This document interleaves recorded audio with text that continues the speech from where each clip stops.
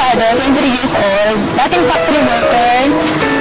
2 years din ako doon and 1,000 lang yung sinasahod ko doon. Siyempre, hindi rin kasya sa family namin.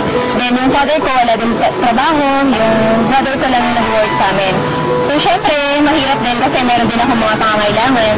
Nakita namin si B-Mobile sa Facebook. Pinag-reserve meal sa friend ng boyfriend ko. Then, siya yung nakakita noon. Hindi ako business-minded. Ayoko rin na nagsasalita sa mga tao. So, mahihain talaga ako. And, nung una, naisip ko na yung business na yun, ng B-Mobile, hindi pa ako kasali, ginagamit ko na yung product natin. Nag-start ako, nag-loading ako noon, so nag-enjoy ako sa pag-load. Okay na sa akin yung may part-time na discount. So, noon na syempre naisip ko na hindi ako kontento sa discount lang. So, tinanong ko lang si Kuya Ramil na kung paano niya ginagawa yung business. So, binigyan naman niya ako ng advice. Sinunod ko lang yung advice niya. Then, nag-start na ako. Talagang tinutukan ko na yung B-Mobile.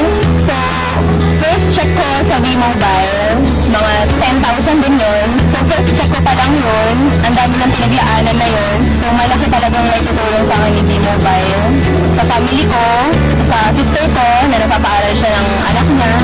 Then, sa mga bills.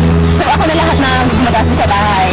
Naitulong sa akin ni B-Mobile. Napundar ko, laptop, cellphone, yung mga dating wala ako, Digicam. So, maliliit lang yun. Pero, syempre, dahil ikaw B-Mobile, parang, syempre, napaka-importante nun.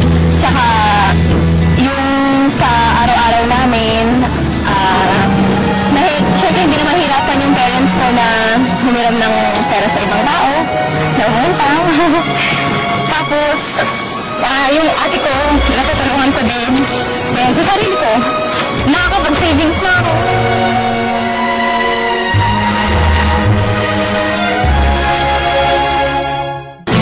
Ma-advise ko lang sa mga gusto sumali. Sumubok lang din kami.